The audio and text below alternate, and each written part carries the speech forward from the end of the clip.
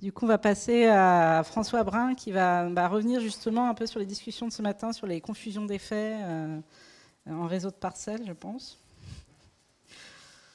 Alors, Ouais, bonjour à tous. Alors, je passe mon écran. Vous devez le voir en plein écran, là, je pense. Ça fonctionne? ouais, normalement, on te voit, ouais, c'est bon. Il faut juste que moi, je réussisse à le remettre en plein écran. Ah si, c'est bon, c'est bon, tout va bien, parfait. On t'écoute. Parfait. Bonjour à tous. Donc là, j'ai intitulé la présentation Comment exploiter les données issues de réseaux d'observation en prenant en compte les confusions d'effets.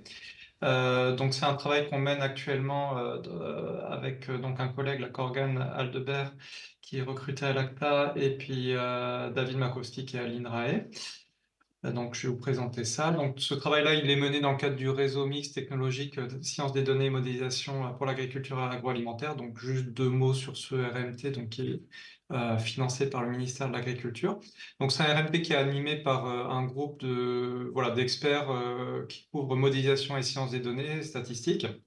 Donc, vous avez les noms à l'écran, donc de différents instituts, INRAE, Institut technique, ANSES et puis INRIA également. Et puis on a un partenariat assez large, sachant que c'est un réseau assez ouvert. Donc si vous voulez participer, il suffit d'aller sur le site internet et on a une mailing list. Et en général, c'est voilà, c'est très ouvert pour y participer. Donc dans ce réseau, sur le programme 2020-2024, l'idée c'était voilà, d'explorer un peu les nouveaux modes d'acquisition d'informations. Voilà, tout ce qui est capteurs, images, etc. Les méthodes pour la science des données et la modélisation, donc ça c'est le cœur de notre réseau, c'est vraiment un réseau méthodologique. Et puis le troisième volet qui est plus voilà, un côté un peu participatif, et puis il y a le lien avec les lycées agricoles aussi dans ce cadre-là. Donc notre réseau fonctionne beaucoup à aller approfondir des sujets pour aller ensuite capitaliser sous forme d'ouvrages ou de formation. Et donc c'est ce qu'on fait essentiellement là-dessus. Et donc là je vais vous présenter les travaux où on est au début en fait d'essayer de voir l'intérêt de certaines méthodes pour notre communauté au sens large agricole et puis après pour aller voilà, les partager au plus grand nombre. Donc quelques mots de contexte et objectifs. Donc en agriculture, on est intéressé pour avoir une estimation d'un effet d'un traitement, par exemple. Alors, un traitement, ça peut être une pratique, un événement. Voilà, aujourd'hui, c'est plutôt une pratique de type traitement phytosanitaire sur une variable d'intérêt, donc par exemple le rendement, mais ça peut être aussi la sévérité d'une maladie, bien d'autres variables. Et on aimerait avoir une estimation de l'effet réellement causé par ce traitement. Donc c'est ce qu'on appelle l'estimation d'un effet causal, en fait. Pour estimer un effet causal, en fait, si on considère enfin, un traitement avec deux modalités, hein, donc un traitement qu'on appelle A avec soit pas de traitement, soit traitement, et si on considère une certaine variable d'intérêt, hein, donc par exemple le rendement, pour un individu donné, on va avoir effet causal si la différence pour ce même individu avec traitement est différente de ce même individu sans traitement. Voilà, c'est ça dans l'idéal qu'on aimerait faire. Mais en général, c'est impossible d'appliquer le même traitement à un même individu parce que c'est voilà, si on le traite, il va plus être pareil que l'autre ou il va mourir ou pas, voilà. Donc c'est impossible, ça c'est vraiment une vue de l'esprit. Donc c'est pas possible comme ça. Et donc ce qu'on va essayer de faire, c'est d'avoir une estimation d'un effet causal moyen sur une population donnée. Et donc on va plutôt s'intéresser à la moyenne d'un ensemble, d'un échantillon d'individus traités par rapport à la moyenne d'un ensemble d'individus pas traités. Alors, il y a forcément des risques de confusion d'effets et donc un risque d'avoir une estimation biaisée de l'effet du traitement, parce que comme c'est pas possible d'avoir le même individu, c'est pas le même individu, donc ils vont avoir d'autres différences ces individus en fait. Alors ces différences, on peut essayer de les maîtriser le plus possible, mais ils sont toujours différents de toute façon. Alors le risque de biais, il est causé par le fait que cette effet mesuré, la différence entre les deux modalités, en fait, elle est plus ou moins causée par un autre facteur que celui qui est mesuré. Donc, c'est ça qu'on appelle la confusion, en fait, d'effet, c'est qu'on va avoir un autre facteur que le traitement qui nous intéresse, qui va venir influencer les choses. Donc, si on prend un exemple, par exemple, deux parcelles très proches et semblables, euh, la parcelle 1, elle est traitée, mais le sol est peut-être un peu plus profond. Voilà, c'est l'exemple qu'avait pris François avec sa photo, où vous le visualisez bien, par exemple. Et puis la parcelle 2, elle est peut-être pas traitée, mais le sol est peut-être un peu moins profond. Donc, quand on va mesurer l'effet du traitement A sur le rendement, on risque d'avoir une partie de cet effet qui est expliquée par la nature du sol, par exemple. En fait. Voilà, c'est typiquement ça ce qu'on appelle une confusion d'effets. Voilà, alors on peut le savoir, là finalement on le sait derrière, mais peut-être qu'on ne le savait pas au début, ou on ne le maîtrise pas bien. Et puis on va avoir une influence du coup sur la différence entre les deux moyennes qu'on cherche à mesurer. Donc pour contrôler le risque de biais, l'expérimentation randomisée et contrôlée, donc c'est ce que vous a expliqué François, bah, c'est ce matin, voilà, c'est vraiment le classique, hein. Donc, si on a à gauche une population pour un essai, hein, alors, un certain nombre de parcelles au niveau national ou dans une région, bah, on tire aléatoirement entre les deux modalités, puis on va affecter à certaines parcelles le traitement, à d'autres pas le traitement, hein. Si on met les rouges, c'est le traitement, et les verts, c'est pas le traitement. Donc ça, c'est bien, mais qu'on a un petit échantillon, on ne tire jamais de façon complètement aléatoire les individus, en fait, dans les parcelles, parce qu'il y a des choix, voilà, il y a des choix pour trouver les parcelles, c'est des stations expérimentales, ou alors c'est des agriculteurs, mais il faut négocier avec eux, donc c'est jamais complètement tiré au hasard. Et donc pour se prémunir de ça, il y a des choses un peu plus intéressantes à faire, qui sont les plans d'expérience que vous a montré François. Donc on va commencer au même endroit, découper les parcelles en blocs, etc., etc. Et donc donc ça, c'est très documenté pour faire ça, et ça permet d'avoir du coup des résultats où on contrôle, c'est-à-dire qu'à chaque endroit, on a à la fois les deux modalités, ou plus de modalités que deux, mais voilà, dans le cas, on a juste deux modalités. On a les deux modalités qui nous permettent d'avoir, entre guillemets, toutes choses par ailleurs égales, ou en tout cas d'essayer de contrôler au maximum cela. Voilà, donc je reviens pas là-dessus. Donc ça, c'est l'expérimentation. Nous, on se place pas dans ce cadre-là, on va plutôt se placer dans le réseau d'observation. Et qu'est-ce qu'on peut faire dans le cadre d'un réseau d'observation? Donc un réseau d'observation, une définition qu'on peut proposer, c'est par exemple des parcelles agriculteurs qui sont prises dans la population générale, hein, de l'ensemble des parcelles de la zone d'intérêt. Certaines parcelles sont traitées, d'autres pas, parce que certains agriculteurs ont traité avec le produit, d'autres pas, hein, voilà. On va dire que c'est pas de l'expérimentation contrôlée pour plusieurs raisons, mais c'est l'agriculteur qui a choisi de faire le traitement ou pas, en fait, et on n'a pas les deux modalités au même endroit. Parce que sinon, on est dans un cadre où on a un peu plus de contrôle derrière. Donc là, dans ce cadre un peu réseau d'observation qui est un peu éloigné, voilà, qui est éloigné dans le principe de réseau d'expérimentation, on a vraiment ça, on a des parcelles avec certains des traitements, certains pas de traitements. Donc par exemple, là j'ai pris les parcelles en rouge, elles sont traitées, les parcelles en vert, elles ne sont pas traitées, et donc on va avoir euh, une parcelle K, là, par exemple, qui est témoin, mais elle a d'autres caractéristiques. Elle a des autres caractéristiques, je les ai appelées elle. Elle a par exemple un type de sol, un précédent machin, une météo machin. Et puis sur la parcelle K, enfin sur l'autre parcelle, pardon, I, là je me suis trompé il y a un petit qui est ici. C'est un traitement, mais par contre il y a d'autres caractéristiques, c'est un autre sol, un autre précédent, une autre météo, etc., etc. Donc on risque d'avoir de la confusion si on cherche à comparer ces populations comme ça. Alors, si on calcule directement la différence entre les deux individus que j'ai vus, ou la moyenne entre tout ça, on va estimer en fait un effet de plein de facteurs différents. On va mélanger l'effet de A avec les autres facteurs, tous les autres facteurs L, le sol, le précédent, la météo, etc. Si on le fait sur un individu, on a de la confusion, mais si on le fait sur la moyenne aussi, sauf si on a de la chance et que et que la population elle a été tirée vraiment au hasard et qu'on a finalement un certain équilibre des autres covariables qui risque d'influencer le rendement. Dans ce cas-là, peut-être qu'on va se trouver sur quelque chose d'intéressant.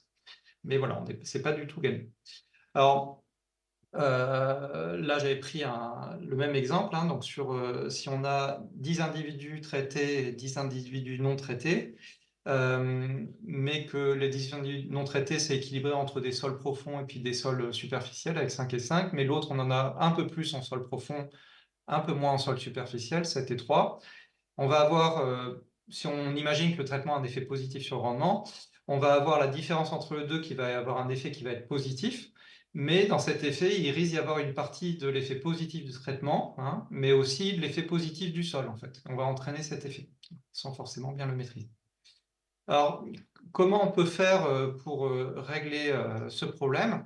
On a cette population-là, et ben on peut essayer de trier les individus dedans. Donc, tous ceux qui sont sol profond, on va les mettre ensemble. Ceux qui sont sol pas profond, on va les mettre ensemble. Et puis, on va faire la différence entre ceux qui sont en sol. On va calculer deux moyennes, finalement, l'effet pour ceux qui sont en sol profond et puis l'effet pour ceux qui sont en sol pas profond. Donc ça, c'est intuitif, il n'y a pas de souci, on le fait hein, déjà dedans, mais ça rejoint ce que disait Elsa ce matin, on commence à séparer les facteurs, et donc à un moment, on a des tout petits échantillons, des tout petits effectifs, et on a des déséquilibres aussi. On a des effectifs où il y en a moins que d'autres, etc. Et donc, comment on va faire quand il y a plus de variables que deux, météo, sol, fertilisation, etc. Ça, c'est une question ouverte. Quand on a des variables qualitatives et quantitatives aussi, voilà, c'est pas évident du tout. Alors, dans d'autres domaines, ce qu'ils utilisent sur ce genre d'études observationnelles, hein, les réseaux d'observation sont ce qu'on appelle des études observationnelles aussi, une des solutions du problème, c'est d'utiliser ce qu'on appelle la pondération inverse. Donc, je vais essayer de vous l'illustrer. C'est un exemple qui est dans le médical, d'où il y a des petits bonhommes, ça vous chante, mais vous pouvez, si ça vous gêne, vous pouvez mettre des parcelles à la place. Donc, dans l'échantillon initial, là, on a 8 individus, c'est un petit échantillon, c'est vraiment un cas pédagogique, avec 8 individus, et puis la moitié, 4, vont être traités avec un traitement contre une maladie, et puis, et 4 autres vont être non traités. Donc là, les non traités et les traités ici. Mais en fait, dans cet échantillon, il y a un autre effet qui s'appelle le diabète, par exemple. Et ce diabète-là, là, les rouges, en fait, dans les non traités, ils sont un peu plus nombreux que dans les traités. Dans les non traités, ils sont 3, et puis dans les traités, ils sont 1, ici. Et donc, ça va poser des soucis si le diabète risque d'influencer un problème dedans. Et donc, en rouge, le facteur de confusion qui est diabétique, là, donc en rouge, si on veut calculer la probabilité d'être traité sachant qu'on est diabétique, on va regarder tous les rouges et puis traiter, donc c'est à droite, là, on en a un rouge ici, on divise par l'ensemble des rouges et ça fait un quart. Si on veut avoir le traitement sachant qu'on est non diabétique, on va regarder tous les en gris, donc là on en a 3 ici en gris traités et puis 4 au total, donc ça fait 4 tiers. Et en fait, si on pondère par l'inverse de ce ratio-là, par 4 ou par 3 quarts ici, et en fait, on va pouvoir reconstruire une population pondérée. Donc, les individus ici, à chaque fois, on va les pondérer. Donc, celui-là, à gauche, on va le pondérer et on va avoir on va utiliser 1,3 fois cet individu, celui-là aussi, et puis celui-là, on va l'utiliser 4 fois. Et ce qui va nous permettre, en fait, d'équilibrer dans cet échantillon repondéré. Si on recalcule, on a bien 3 quarts de diabétiques chez les non-traités. Et là, je me suis trompé, je pense. On a quelque chose d'équilibré avec moitié des diabétiques chez les non-traités et moitié des diabétiques chez les traités. C'est pas 3 quarts et un quart, c'est moitié-moitié. Donc ici, c'est un cas simple avec une variable voilà, simple et binaire, mais c'est ça l'idée de la pondération. Donc c'est quelque chose qui est utilisé. Alors une approche un peu plus intuitive, c'est quand on va aller sur plusieurs variables, c'est d'essayer de rapprocher les parcelles avec ce qui se ressemble. Donc si on a plusieurs variables de confusion, on va essayer de créer des distances entre les individus afin d'appareiller les individus les plus proches. On va créer une distance qui est basée à la fois sur la météo, sur le sol, sur le précédent, par exemple, si je reprends ces exemples de confusion. Mais la grosse limite de faire une distance, c'est pas évident de construire une distance multivariée. C'est un problème qui est pas évident. Quand on va avoir des variables quantitatives, des variables qualitatives, c'est pas évident. Donc, certaines personnes ont proposé en fait de prendre un autre passage et d'aller modéliser en fait l'attribution du traitement. Donc modéliser le fait qu'on va traiter ou pas traiter en fonction des autres variables de confusion. Donc ça s'exprime comme ça. Si on va regarder la probabilité que l'individu il est traité par rapport aux autres variables, et donc ça c'est un modèle qu'on construit en fonction des autres variables. Donc le L c'est le sol, le précédent et la météo par exemple, et A c'est le traitement phytosanitaire. Donc ça, c'est ce qu'on appelle un score de propension ou propensity score, et donc c'est quelque chose qui est assez utilisé dans d'autres domaines. Le score de propension, c'est une probabilité, donc on peut le modéliser ensuite avec des régressions logistiques, donc ça c'est le domaine statistique. C'est assez facile à faire, il y a plus une question de choix des variables qu'on met dedans, de choix de modèle pour trouver le modèle qui est pertinent, avec le lien avec bien sûr l'expertise, avec les gens qui vont dire oui, il y a ça qui intervient aussi dans ces variables-là, etc., etc. Alors, ce qui est à la mode sur ces domaines-là, c'est maintenant de remplacer ce modèle logistique par des approches d'apprentissage automatique, donc machine learning, en utilisant des forêts aléatoires, par exemple des gradients de boosting, etc. Et après, l'idée, c'est que si deux individus ont des estimations de ce score de propension proche, des probabilités qui sont proches, en fait, c'est qu'ils risquent de se ressembler. C'est comme si on avait calculé un peu une distance. Et donc après, on va essayer d'associer ces individus, ce qu'on appelle le matching, et à chaque individu traité, on va associer un ou plusieurs témoins dans les autres témoins. Alors ça se présente comme ça. Si on a cette population là vert et rouge comme on avait avant, on va calculer cette probabilité d'être traité en fonction des autres variables, et donc plus la probabilité est grande, là plus j'ai mis un rond grand, donc ça c'est ce qu'on appelle le score de propension, la taille du rond. Et on va après les aligner, on va les trier par score de propension. On a les rouges ici, les verts ici. Et après, en fait, pour chaque rouge, on va essayer de prendre un vert qui ressemble beaucoup en score de propension, etc., etc., et associer dedans. Après, il y a des petits ajustements. Et donc, dans ce cas-là, on va créer finalement un nouveau réseau d'essais virtuels. Alors, dans le cas le plus simple, on met juste un en face, et puis on peut perdre des choses. Et après, on peut repiocher dedans aussi, on peut faire avec remise, enfin, il y a plusieurs ajustements dedans. Mais en tout cas, l'idée, c'est ça, c'est de créer un réseau d'essais virtuels finalement, avec de la perte de certains individus, mais aussi des individus qui vont apparaître parfois plusieurs fois. Et après, on va vérifier que les propriétés elles sont équilibrées, c'est-à-dire que les individus sont équilibrés par rapport au sol, enfin la population traités et non traités ont à peu près les mêmes propriétés, par exemple en termes de sol, en termes de précédent, en termes de météo. Et après, on calcule les différences 2 à 2 là, de ces groupes-là pour estimer un effet moyen avec des intervalles de confiance.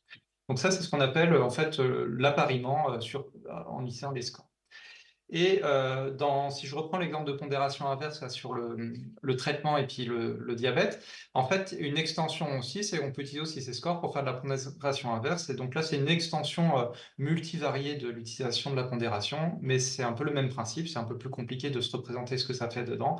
Mais on va moins pondérer en fait les individus qui ont, enfin pour la population traitement, on va pondérer façon inverse, donc on va avoir moins de poids aux individus qui ont des scores de propension importants et plus à ceux qui ont des scores de propension faibles. Et on va faire l'inverse en fait pour de l'autre côté. Et ce qui vous permet finalement, c'est un peu le même principe, ça permet d'avoir quelque chose qui est équilibré. On va rééquilibrer les populations en phase finale.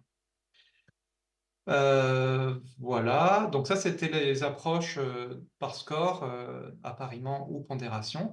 Une autre approche c'est faire de la standardisation, et puis ça me permet du coup de faire le lien avec ça, montré notre collègue Dimins juste avant.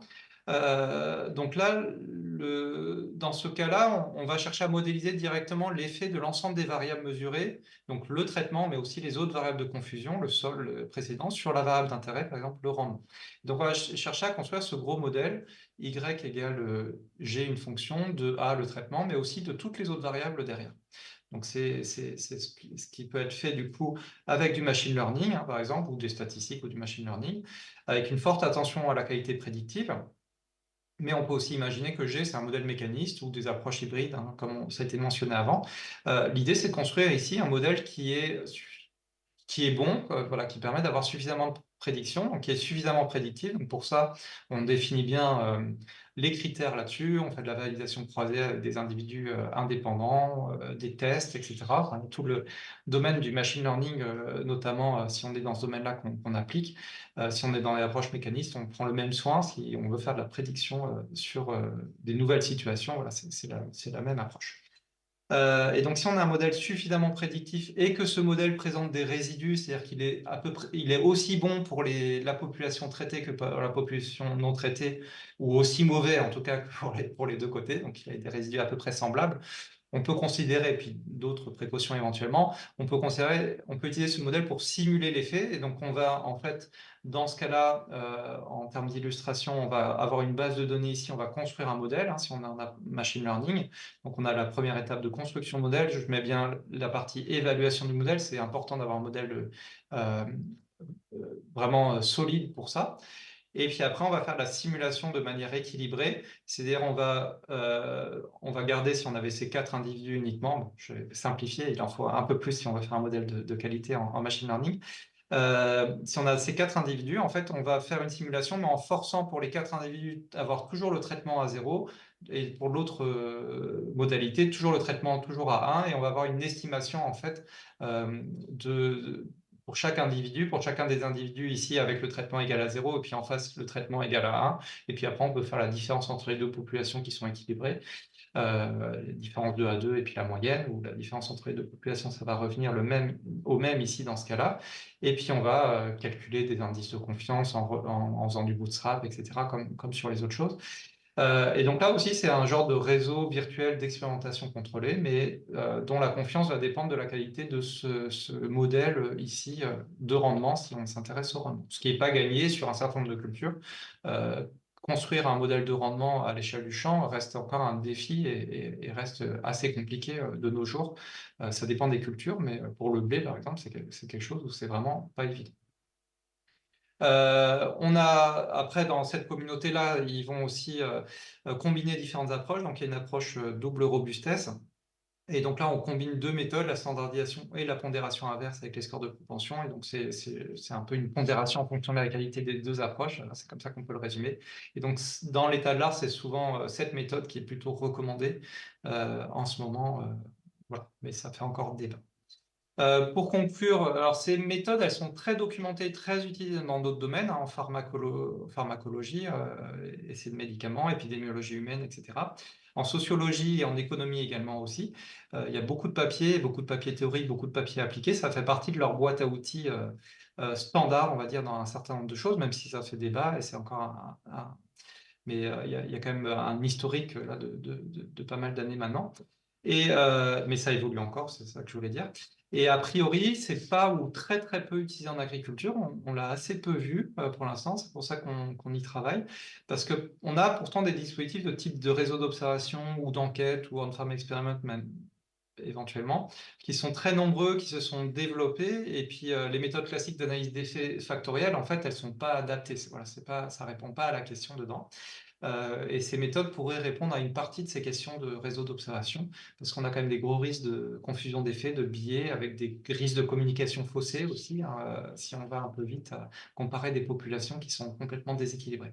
Donc l'idée, c'est vraiment d'évaluer l'intérêt et la pertinence des méthodes sur des cas agricoles, et notamment dans le cadre du biocontrôle. Et donc c'est ce qu'on fait dans le cadre du RMT, la science des données, avec les travaux de Corgan, qui assiste aussi là, en visio avec moi. Enfin à distance dans son bureau, pour créer des ressources. Et on a donc notamment sur ce sujet, on a fait un atelier il y a quelques temps, et puis on a une formation qui est prévue aussi le 27 mars sur l'estimation des effets d'une pratique agricole à partir d'un réseau d'observation.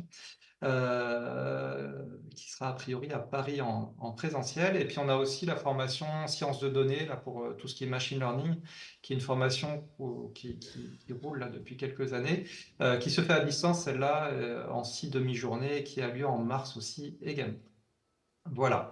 Je vous remercie et je suis à votre disposition pour des questions. Je quitte mon écran peut-être. Merci beaucoup. Du coup, je ne sais pas s'il y a des questions dans la salle sur cette approche-là. Merci François. Non, c'est donc Xavier Delpuech de l'IAV. Juste une question de savoir si finalement cette démarche, vous l'avez appliquée à des cas, des réseaux d'observation agricoles aussi pour la Ouais, tester, la alors mettre à l'épreuve. voilà, là, au stade où on en est, on l'a appliqué sur des cas qu'on a pris du monde agricole, qu'on a rebidouillé pour les rendre pédagogiques, etc. Ça, c'est une approche. On l'a fait sur des vraies données agricoles aussi qui étaient en open data, là, des enquêtes notamment sur l'économie de pays d'Afrique. Donc, il y a des bases de données assez larges dedans pour tester les approches avec le machine learning. Donc, ça, on a des exemples là-dessus. On l'a appliqué avec des collègues aussi sur les fermes défis, le réseau des fermes défis, pour voir s'il y avait des effets, etc. Bon, dans les questions qui se posaient, il s'avérait que c'était assez équilibré, donc ça ne changeait pas beaucoup le résultat. Mais voilà, ça permettait de donner un peu de confiance. Et là, en ce moment, on a fait du coup ce premier atelier. Donc, on espère que différents collègues qui ont participé à l'atelier, ils étaient une petite quinzaine, vont mettre en application sur différents jeux de données. Donc, je pense dans quelques semaines, quelques mois, on y verra un peu plus clair sur les possibilités d'application, effectivement. Il y a Stéphane Gézéquel en ligne qui avait une question. Je te laisse ouvrir ton micro si tu veux intervenir. Oui, merci Elsa. Merci François pour la présentation très intéressante. Je voulais te demander, parce que tu as parlé de la difficulté d'avoir un modèle qui prend en compte à la fois euh, par exemple en rendement en blé, le Mm. traitement et puis toutes les variables possibles qui jouent sur la typologie des parcelles. Mais l'autre modèle, enfin le modèle utilisé pour le score, est-ce qu'il est vraiment plus facile à mettre en place celui-là? Enfin voilà ton avis là-dessus. Oui, c'est un débat là qu'on a en ce moment avec Corgan, parce que dans des approches, on combine les deux. Après, oui, il n'est pas facile, hein, je pense aussi. Alors, là, on reste plutôt dans des approches statistiques, hein, machine learning, etc.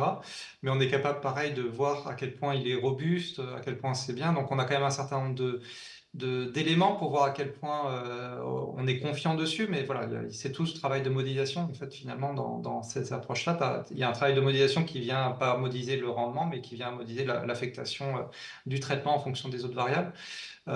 Donc, on est capable, en tout cas, on est capable d'avoir des éléments pour savoir si ce modèle-là, il sera bon ou pas, en fait. Et donc, après, ça va dépendre des problématiques. Donc, là, on n'a pas assez d'expérience sur les cas concrets pour voir ça.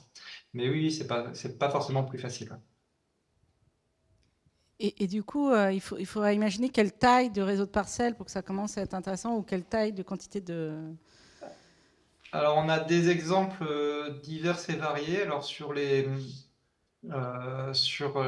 exemples qu'on a trouvés dans la littérature d'autres domaines, hein, où ils utilisent plus, il y a beaucoup d'exemples avec quelques centaines, hein, de parcelles, d'autres avec beaucoup plus, encore des populations énormes.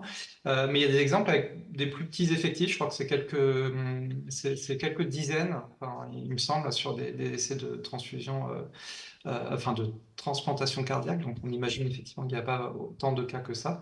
Non, visiblement, voilà. Bon, ça peut s'appliquer sur des choses plus petites. Voilà. Nous, quand on l'a vu dans les échanges là, au printemps, on a vu aussi qu'il y a parfois, ou même là, qu'on a fait l'atelier, c'est parfois, en fait, c'est des réseaux d'observation, mais les gens ne se posent pas forcément cette question de mesurer l'effet, en fait. Ils veulent parfois comprendre plein de relations, de choses entre elles, etc. Alors que là, on cherche à mesurer l'effet d'un truc particulier, c'est un peu binaire, sur une variable, le rendement, par exemple, ou autre chose. Et donc, parfois, les gens se posent d'autres questions autour des réseaux d'observation. Voilà. Où on en est à ce stade.